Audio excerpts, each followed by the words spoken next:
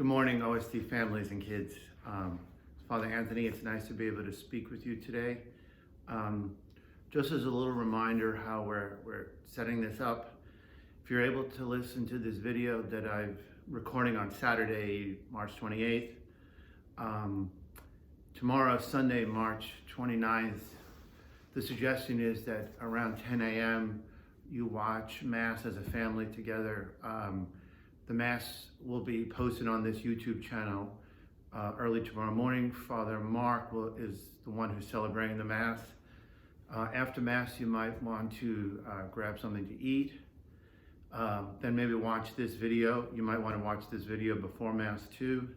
And then at 11:30 a.m., Sunday, March 29th, I'll be doing a Zoom session, which I believe a link will have been sent out to you for a little conversation and Q&A on the contents of what I discuss here, or maybe whatever else is on our collective minds.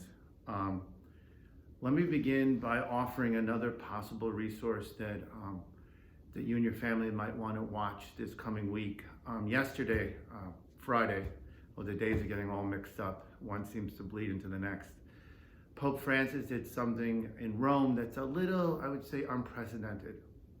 Twice a year, it's traditional that on Easter Sunday and on Christmas, the Pope gives a brief talk followed by a blessing on those central feasts of the Church, Easter and Christmas. And today, I'll be talking mostly about Easter and the Triduum that leads up to it, that's part of it. He gives a special homily and blessing called Urbi et Orbi, from the Latin words meaning to the city and to the world. He addresses his talk to all the people gathered at St. Peter's Square. Now, of course, but he, in a sense, even from centuries ago, the understanding was he was addressing this to the whole world. And now, because of modern technology, the whole world literally can watch and listen at the same time. He did that yesterday, Friday of the fourth week of Lent. Never been done before. He did this in a most special way, as a way to pray for the whole world, to pray together for the end of this global pandemic that's causing so much suffering in the lives of billions of people. Physical suffering, emotional, social, economic, you name it, so much suffering. The ceremony, the liturgy, the ritual takes just about 50 minutes. And it's hauntingly beautiful. You can find it on YouTube now. I'm sure you can find it in a million places. And many places have an English sort of voiceover or translation. Those Italians know how to put on productions, and it's quite haunting, as I said. He does this in St. Peter's Square, and there's no one there, literally. The square is empty. It was a rainy day yesterday in Rome. And the Pope's words and the image and the gestures and the ceremonies, as I watched it live yesterday afternoon, touched me deeply. And you might want to watch it as a family sometime, maybe this week. There's a lot of traditional Catholic imagery and symbols used in it, including benediction, where the Pope blesses all of us with the Blessed Sacrament. Many of us, I'm sure your children probably have never seen this, and it's a very venerable tradition of the Church, and for some reason now it spoke to me more than ever. And just seeing the Pope in his own, he's an older man, I guess he's 83, he struggles a bit during this. It brings a whole humanity to what we're all feeling here, how we're all feeling the effects of this global pandemic, not only in our minds, in our hearts, in our souls, but also in our bodies. While it was very moving for me to watch this, you might find the same. It's not the same as being physically present to one another. In my work at Regis, I've continued to have a daily class with a group of seniors over Zoom. I think I had used Zoom once before. Now I've used it umpteen times in the last 2 weeks. And while it's nice to be connected to these, 17-year-old young men, it's not the same. It's so two-dimensional. It's not three-dimensional. And it reminds us how at the heart of us as human beings is to be physically present to each other. We don't know how much we value something or someone often until we lose that person or that experience. And now even most especially with our inability to celebrate Mass together. There is, all of us are feeling a real emptiness in not being able to be physically present to each other in so many ways, in the daily ways, but also in the liturgical way. The heart of what it means for us to be a Catholic in terms of praying together is to do so physically present. For many years, there have been televised masses for the elderly, for the sick, for those in hospitals. And in all those situations when a person, because of infirmity, is not able to be physically present, it's a good second best, but it is so far from being, from what we're called to do. And even watching Mass maybe with Father Mark just later today or at another point, there is a niceness to that. You feel, obviously, Father Mark is speaking to you and me, but it's not the same. It's just not the same. And maybe once the world gets back to normal, whatever that means, it may help us all to remember and be maybe more grateful for the simple things like being physically present to each other each Sunday at Mass.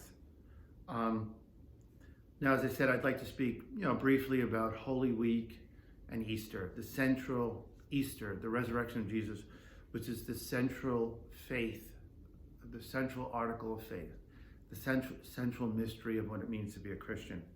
Maybe just a word on why is it that we celebrate Easter sometime in March and April? Kind of similar to the question of why do we celebrate Christmas on December 25th?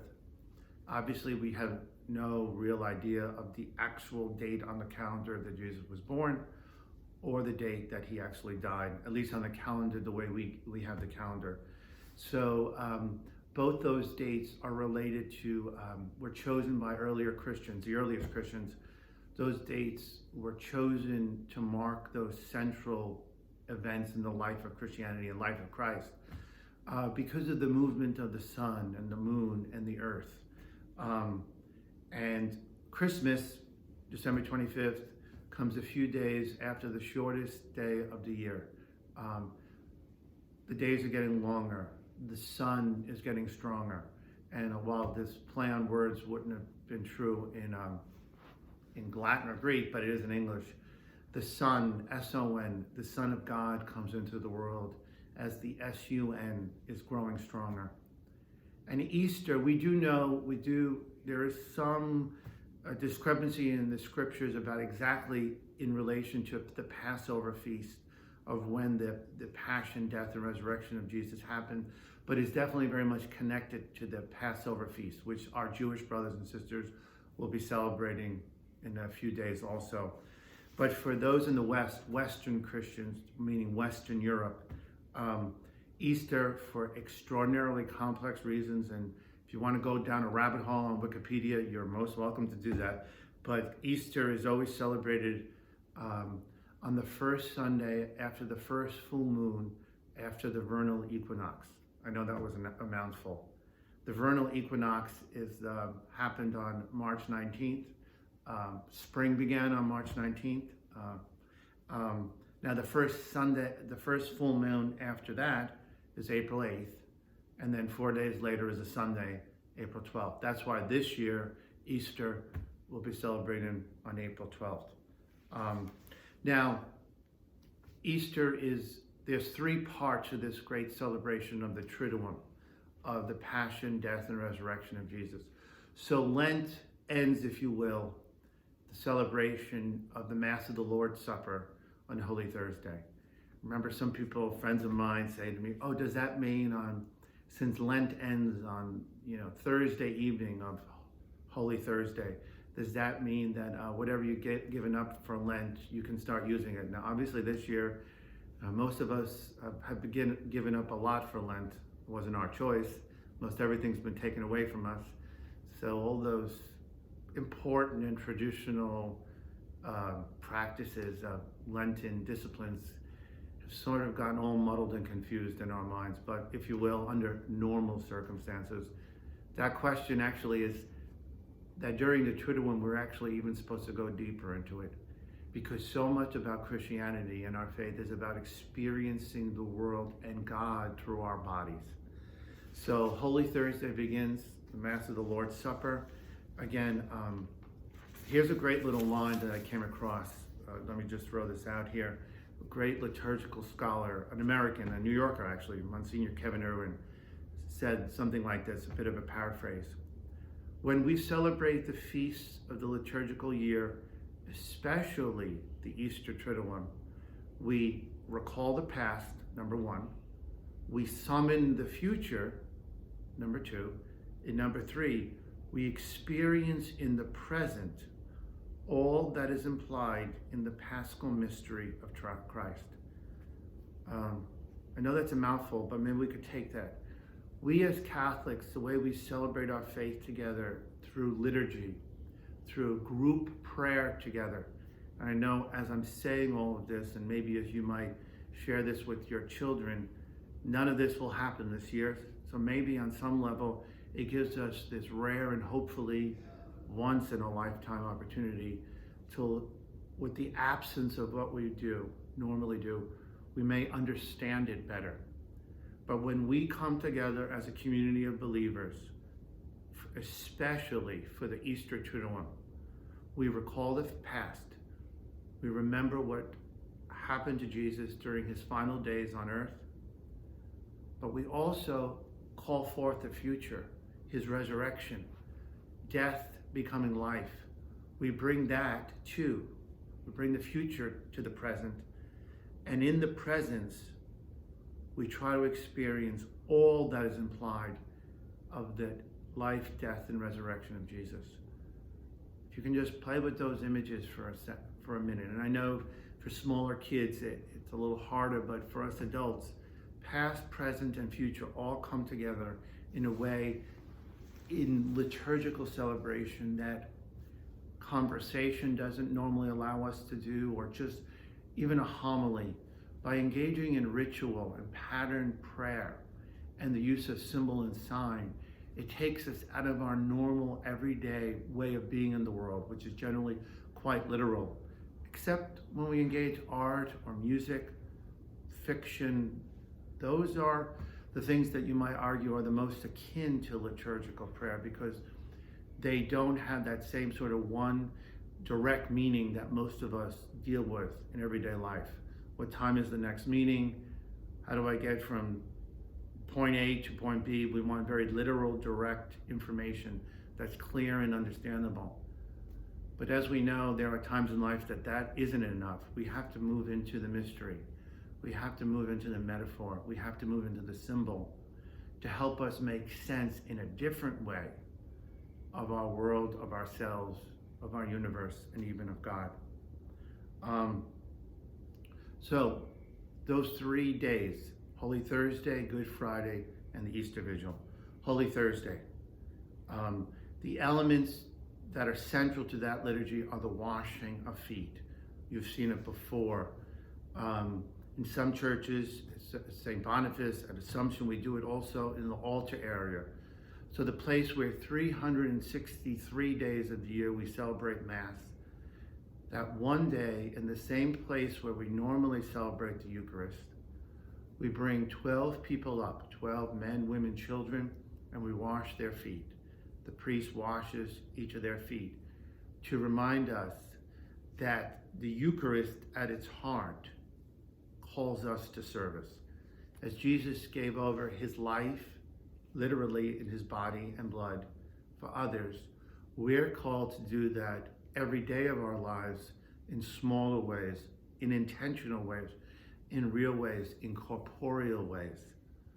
Acts of service, washing one another's feet, which I know in today's world we don't normally do, but I think it's still, that symbol makes it very real.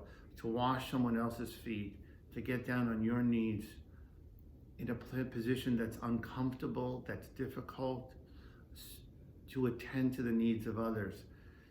Again, drawing on the present right now, seeing all those amazing healthcare workers around the world in our own city, and those other women and men who are continuing to provide the most essential services for us to live. Police, fire, sanitation, transport workers. They, in a very real way, continue to wash all of our feet by putting themselves in harm's way in difficult situations so that others might live. As the liturgy moves on Holy Thursday, it moves on to communion as normal. But then after communion, rather than closing Mass as we always do with the blessing by the priest, we take the Eucharist, the Blessed Sacrament, and we process it around the church. And we usually many churches bring it to a separate place outside the church or in the rear of the church, because that's a remembrance of the overnight of Jesus' time in the garden between the Last Supper and his death on Good Friday, his passion and death on Good Friday. And it's the only time of the year where the Blessed Sacrament is removed from the church. People generally are invited to pray for some time before the Blessed Sacrament in the tabernacle, usually surrounded by all sorts of flowers. St. Boniface, for many years, we would do that in Newman Hall. Many of you have seen that. But then around 11 o'clock or so, the door is locked. And if you come to church the next day, if you did last year, hopefully when we do it again next year, come into the church and the tabernacle is empty. The door of the tabernacle is left open, and the flame that's normally that candle that's usually red is blown out. There's speaking of fiction, one of my favorite books, the books I use in a class at Regis for many years, Brideshead Revisited. Some of you may know it, by Evelyn Waugh. If I'm not mistaken, Amazon, if you have Amazon Prime, it's you can stream the whole 11 hours of it. It was made for English television about 40 years ago. Jeremy Irons, Laurence Olivier. It's a wonderful miniseries.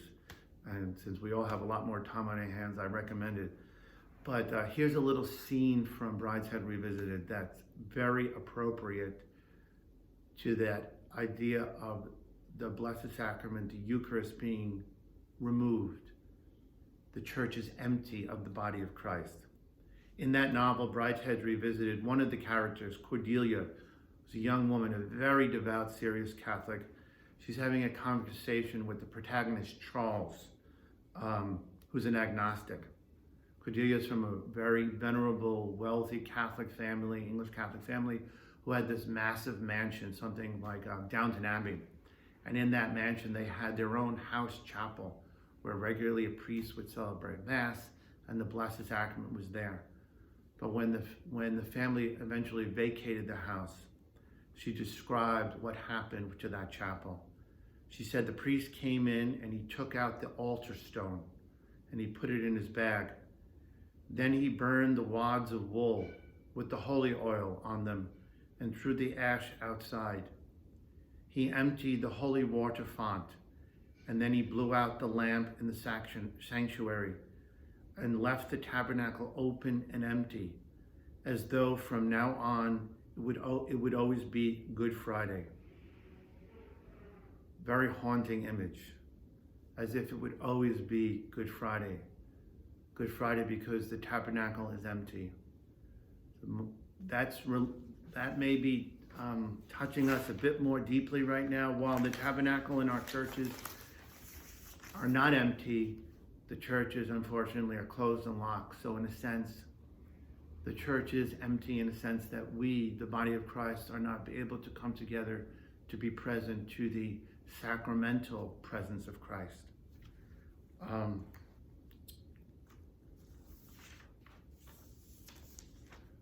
Good Friday, as I said, no Mass, only day of the year there's really no Mass. There's the Passion of the Lord, which is usually celebrated at 3 o'clock in the afternoon. It's always the Passion according to John, that's read or sung. And then there's the Veneration of the Cross. the one cross, usually in a church, where people are invited forward to come, kneel before the cross, kiss it, touch it, reverence it, genuflect in front of it. The cross, which is the central symbol of our Christian faith.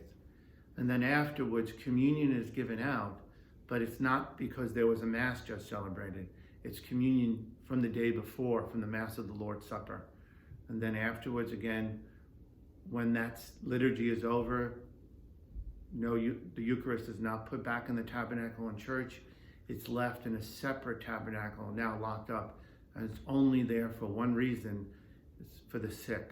In case someone is sick, close to death, the Eucharist could be brought to that person overnight, from Friday to Saturday. But we need to experience in our bodies what it is to feel the absence of Jesus. And then finally, the Easter Vigil, which nowadays is usually celebrated definitely after dark, so 9 o'clock or so, 8 o'clock or so.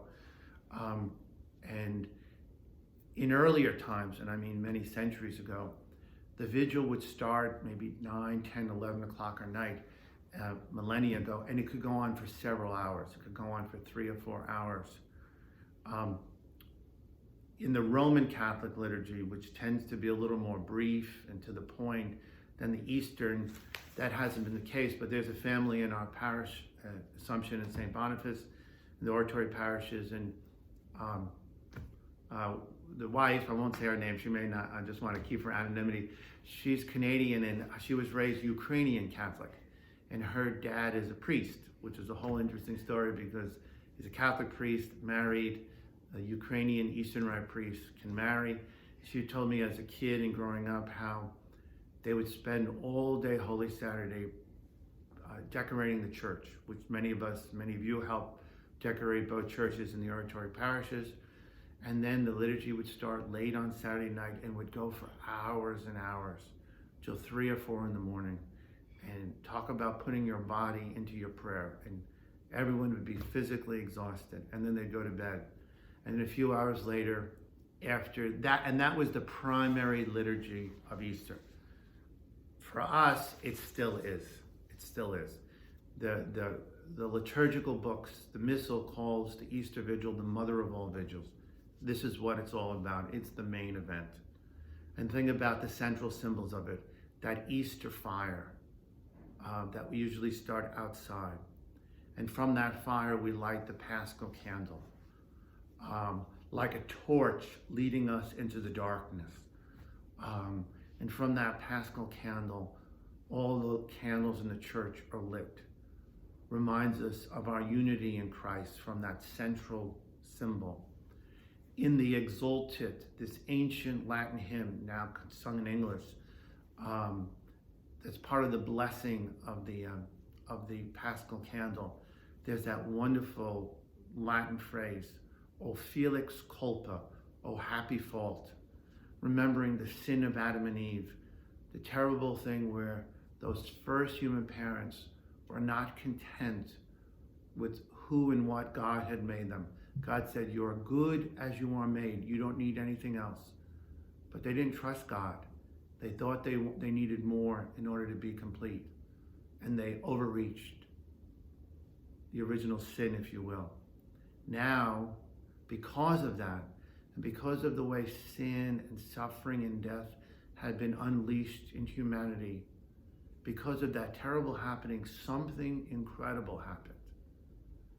God decided to come into this world of suffering and flesh and say, I'm part of it now with you. You're not going through this alone. Oh, happy fault. This bad thing that happened, well, ironically, something more beautiful than anyone could ever have imagined came out of it. That God decided to take on human flesh, to be one with us in suffering, and also to teach us how to live. It's at the Easter Vigil that, as you know, you may have seen adults who are not Christian are baptized, confirmed, receive their first communion. That all happens as part of this liturgy. And then it's a Mass as usual, if you will. A very long Mass. Usually in the oratory, it would go just shy of 3 hours.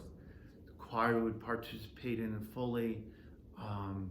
So it always is, and next year, please God, it'll be once again a beautiful way for our community to gather to celebrate the fact that life is stronger than death, that good will ultimately overcome evil.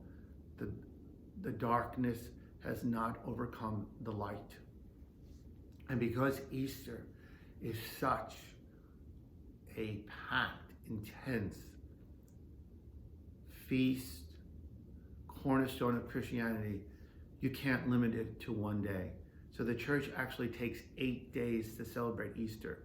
So from Easter Sunday till the following Saturday, every one of those days is actually considered Easter, the octave of Easter. It's such an amazing feast that it has to break out of one day, not go 7, but actually go 8, because that's symbolic of it's beyond the world. 7 days is complete. The Lord made the world in 7 days. This is 8. It breaks through even that. And then, of course, the Easter season goes for 50 days, not 40 like Lent. Father Dennis likes to remind us so much. 40 days of Lent, of sacrifice, remembrance of our limitedness, maybe a little on the darker side, if you will. Easter is 50 days. Christianity is far more about joy than it is about suffering. Of course, suffering and hardship and pain are part of life, but joy and life and hope and light are far stronger. That's ultimately where we're about. So to remember those differences in the two numbers is very important also. It's nice talking to you today, and maybe sometime later we'll have a Zoom conversation together. On behalf of all the other Oratorian fathers and brothers, please know you remain in our prayers every day in the most intentional way for your well-being, your safety, and your health. And we, like all of you, are counting the days when we can be physically present to one another again.